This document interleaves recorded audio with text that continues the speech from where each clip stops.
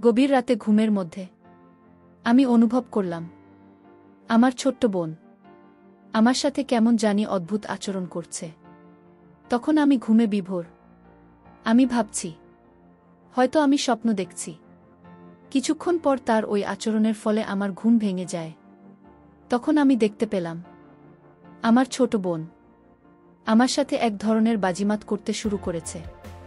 আমি তো তার এইসব দেখে পরে অবাক। তারপর আমি তাকে বললাম, বোন, তুই আমার সাথে এসব কি করতেছিস? তোর কি লজ্জা শরমের মাথা খেয়ে ফেলেছিস? আমি তোর আপন বড় ভাই হই। তারপরেও আমি লক্ষ্য করলাম আমার ছোট বোন কি যেন এক পুঞ্জীভূত সুখ পাওয়ার আশায় আরও বেশি পাগলামি করছে। হোটেলের মধ্যে ছোট বোনের এমন আচরণ দেখে আমি রীতিমতো হতবাক হয়ে গেলাম। তখন আমার ছোট বোনের চোখে মুখে শুধু বাসনার রং দেখতে পেয়েছিলাম। আমি শত না করার পরেও সে কোনোভাবে আমার বাধা মানছিল না। আমার ছোট বোন হয়েও সে কি যেন এক বিশেষ সুখের আশায় আমাকে একটা সুযোগ ধাক্কা মেরে ফেলে দিয়ে ও আমার সাথে যা করল তা শুনলে বন্ধুরা তোমাদের মাথা ঘুরে যাবে। বন্ধুরা, গল্পটি অনেক অনেক ইন্টারেস্টিং। গল্পটি শোনার জন্য তোমাদের সকলের প্রতি আমার বিশেষ অনুরোধ রইল। বন্ধুরা, তোমাদের নিকট আমার ছোট্ট একটি অনুরোধ, তোমরা দয়া করে আমার চ্যানেলটি সাবস্ক্রাইব করে আমাকে সাপোর্ট করবে। হ্যালো বন্ধুরা, আমি আদনান। আমার বয়স 25 বছর। আমি পড়ালেখা শেষ করে একটি কর্পোরেট অফিসে জব করছি। আমার বাড়ি শায়েস্তাগঞ্জ। আমি ঢাকায় থাকি। আমার ফ্যামিলিতে আমি বাবা মা আর ছোট বোন রিঙ্কি, ওর বয়স 60। ওই বছর এসএসসি দেবে। বাবা বিজনেস করেন আর মা গৃহিণী। এবার আসি আসল কথায়। আমার সামনে ঈদের ছুটি, তাই বাড়ি যাওয়ার প্রস্তুতি নিলাম। সবার জন্য কেনাকাটা করলাম। বোনের জন্য 2-3টা পিস ও একটা সুন্দর বোরকা কিনলাম। তো কেনাকাটা শেষ। ট্রেনের টিকিট আগেই কাটা ছিল, তাই ঈদের 3 দিন আগে বাড়ি রওনা দিলাম। ও একটা কথা, আমি প্রায় 1 বছর পর বাড়ি যাচ্ছি। চাকরিতে জয়েন হওয়ার পর আর বাড়ি যাওয়া হয়নি, তাই সবার জন্যই কম বেশি কেনাকাটা করেছি, বিশেষ করে আমার আদরের ছোট বোন রিঙ্কির জন্য। দীর্ঘ 5 ঘন্টা জার্নি করে অবশেষে বাড়ি পৌঁছলাম। কারণ শায়েস্তাগঞ্জ শহর থেকে অনেক ভিতরে, গ্রামে আমাদের বাড়ি। বাড়ি পৌঁছাতে প্রায় রাত 10টা বেজে গেল। বাড়ি গিয়ে দেখি সবাই ঘুমিয়ে গেছে। আম্মুকে ডেকে তুললাম। তারপর খাওয়া শেষ করে আমিও ঘুমিয়ে গেলাম। অনেক রাত, তাই আর রিঙ্কিকে ডাকলাম না। সকাল 6টায় দেখি ছোট বোন রুমকি ডাকাডাকি শুরু করেছে। রুমের দরজা খোলা ছিল, তাই ও বিছানার পাশে গিয়ে ডাকছে। ও ডাকছে আর বলছে, ভাইয়া, আমার গিফট কোথায়? আমি ঘুম ঘুম চোখে বলছি, যা এখন, পরে নিস, এখন ঘুমাতে তো। কিন্তু ও নাছোট বান্দা, ও গিফট না নিয়ে যাবেই না। তাই আমার গায়ের কথা ধরে টান দিয়ে কাঁথা নিয়ে গেছে। আমি লাফ দিয়ে উঠে দেখি আমার পরনের অবস্থা খারাপ। আমার তো লজ্জা অবস্থা খারাপ। আর এদিকে ও খিলখিল করে হাসছে আমাকে এই অবস্থায় দেখে। আমি তাড়াহুড়া করে বিছানার পাশ থেকে উঠলাম আর ভালো করে ওর দিকে তাকালাম। ওকে যেন আমি চিনতে পারছি না। এই 1 বছরে এত বড় হয়ে গেছে, একেবারে অচেনা লাগছে। তার রূপ এবং সৌন্দর্য যেন উপচে পড়ছে।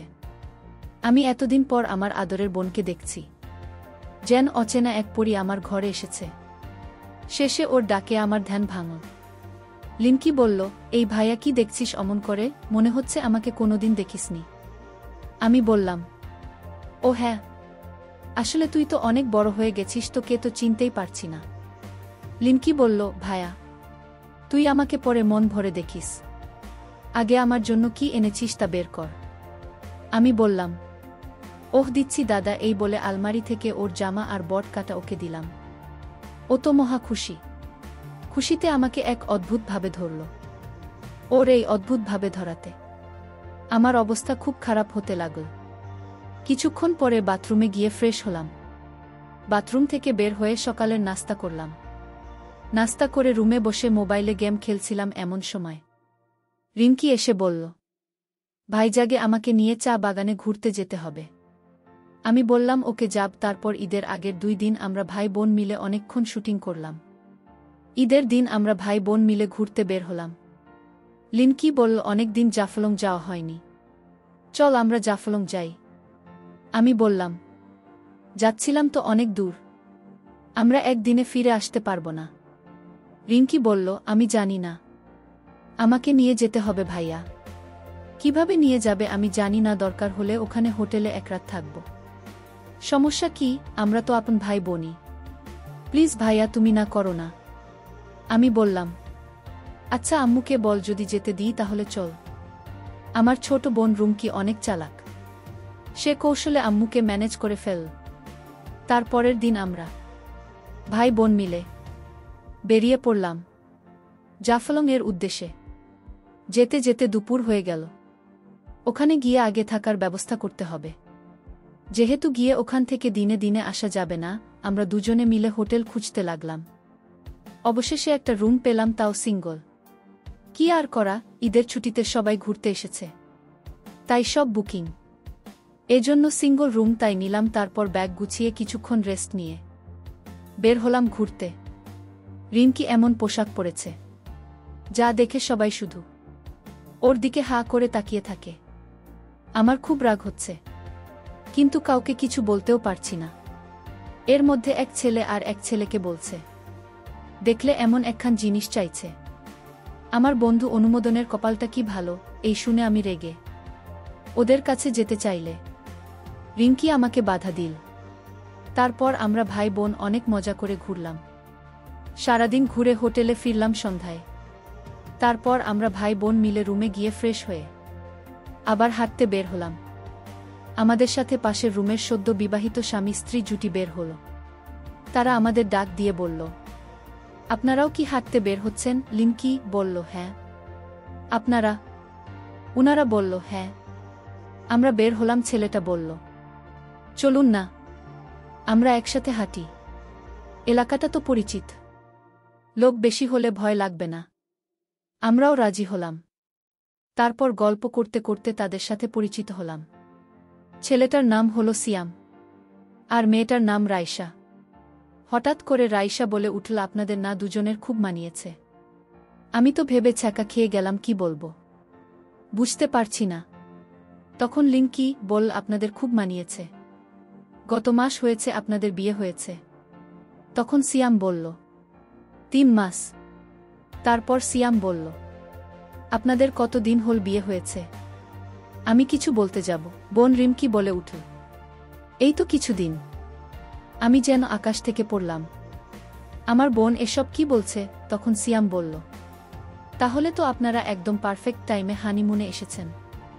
কিন্তু আমাদের একটু দেরি হয়ে গেল। আসলে অফিস থেকে ছুটি ম্যানেজ করতে করতে 3 মাস পেরিয়ে গেল। তারপরে রাইসা বলা শুরু করল, আপনাদের কি প্রেমের বিয়ে না অ্যারেঞ্জ ম্যারেজ? লিনকি বল, প্রেমের বিয়ে।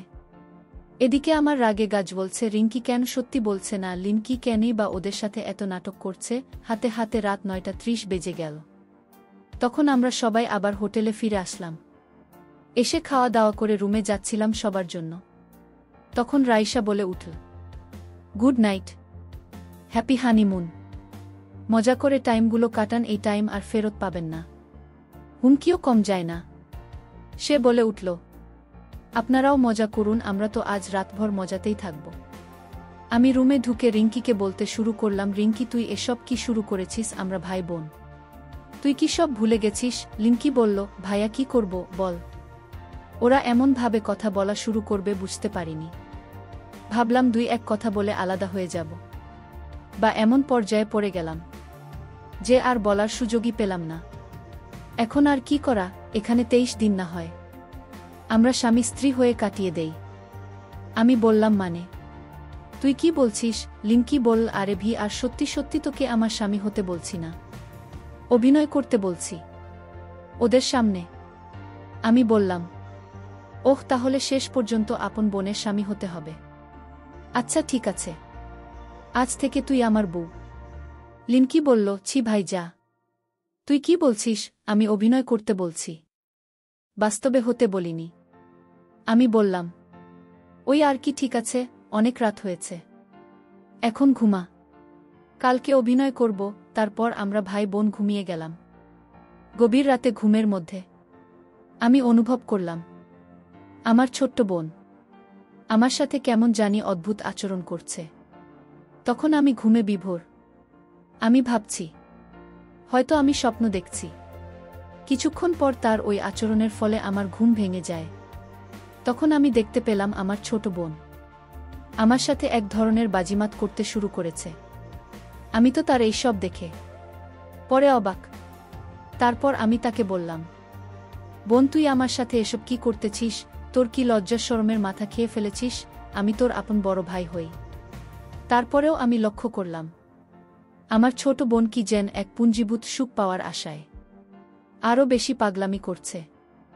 হোটেলের মধ্যে ছোট বোনের এমন আচরণ দেখে আমি রীতিমতো হতবাক হয়ে গেলাম। তখন আমার ছোট বোনের চোখে মুখে শুধু বাসনার রং দেখতে পেয়েছিলাম। আমি শত না করার পরেও সে কোনোভাবে আমার বাধা মানছিল না। আমার ছোট বোন হয়েও সে কি যেন এক বিশেষ সুখের আশায় আমাকে একটা সুযোগ ধাক্কা মেরে ফেলে দিল। তারপর সে যেন একেবারে পাগল, মানে একেবারে উন্মাদ হয়ে গেল। আমার ছোট বোনের যে এত কৌশল তা আমি জানতাম।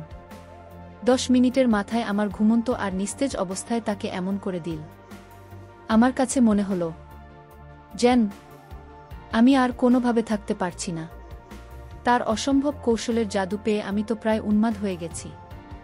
শেষমেশ আমার এমন অবস্থা হল। তখন আমি বন্ধুরা সেই বিষয়টা আর ভাবার কোনো সুযোগ পেলাম না যে কে ভাই কে বোন। তখন শুধু মনের মধ্যে একটাই আকাঙ্ক্ষা, পাশে থাকা মেয়েটিকে আপন করে পাওয়ার। কিন্তু মেয়েটি যে আমার আপন বোন তা আমার মাথায় নেই। এই সময় বন্ধুরা এমন অবস্থা হয়, তখন কোনো কিছু বোঝার অবস্থা থাকে না। আমারও ঠিক সেই রকমই হয়েছিল।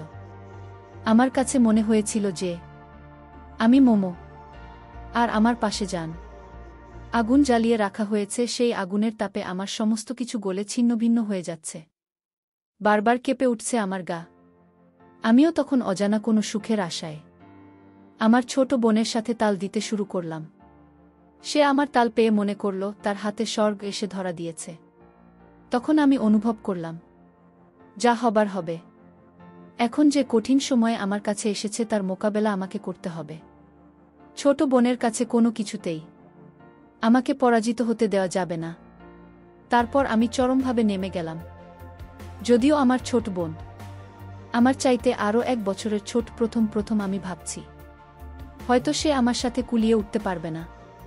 তারপর আমি যা দেখলাম তাতে তো আমি পুরোই অবাক। প্রায় 2 থেকে 2.5 ঘন্টা একনাগাড়ে প্রদর্শন করার ফলেও সে বিন্দু পরিমাণ ক্লান্ত হয় নাই। প্রায় 2 থেকে 2.5 ঘন্টা পর কোনো এক রূপকথার রাজ্য থেকে মনে হলো আমরা পৃথিবীতে ফিরে এসেছিলাম। বন্ধুরা, তারপরেও সেখানে আরও 2 দিন থেকেছিলাম। আর সেই 2 দিনেও আমার ছোট বোনের সাথে আমার এই রকমই হয়েছিল। বন্ধুরা, ঘটনাটি আমার অতীতের একটি অপ্রত্যাশিত ঘটনা, যা হয়তো তোমরা বিশ্বাস করবে না। তারপরেও সত্যিই তাই। বন্ধুরা, পৃথিবীতে হয়তো এরকম কিছু ঘটনা ঘটে যা কখনো বিশ্বাসের অযোগ্য বলে মনে হয়। তারপরে ওই সমস্ত ঘটনা বাস্তব। আমার ক্ষেত্রেও ঠিক তেমনি হয়েছিল। পরিশেষে আমি তোমাদেরকে বলবো, বন্ধুরা, যখন কোনো ছেলে অথবা মেয়ে সাবালক হয় তখন প্রত্যেকটা মানুষ, মানে ভাই হোক, বোন হোক বা বাহক বা অন্য যে কেউ হোক, তাদের সকলের স্বাধীনতা থাকা প্রয়োজন। একসাথে বসবাস করা, একসাথে থাকা, সব কিছু থেকে পৃথক থাকাই উচিত। এতে করে মানুষের চাহিদা কম থাকবে। তাহলে হয়তো এরকম ধরনের নিষিদ্ধ দুর্ঘটনা আমাদের সমাজে কম হবে। আর সবচেয়ে বড় কথা হচ্ছে, আমাদের সমাজে যে সমস্ত লোকেদের এরকম ধরনের মন মানসিকতা, তাদের প্রত্যেকেরই চরিত্রটা সংস্কার করা প্রয়োজন। বন্ধুরা, আজকে এই পর্যন্তই। আবারও আসব তোমাদের মধ্যে নতুন কোনো গল্প নিয়ে। গল্পটি যদি তোমাদের ভালো লাগে তাহলে একটি লাইক দাও। প্রতিদিন আমি তোমাদেরকে এরকম ইন্টারেস্টিং একটা করে নতুন গল্প উপহার দিব।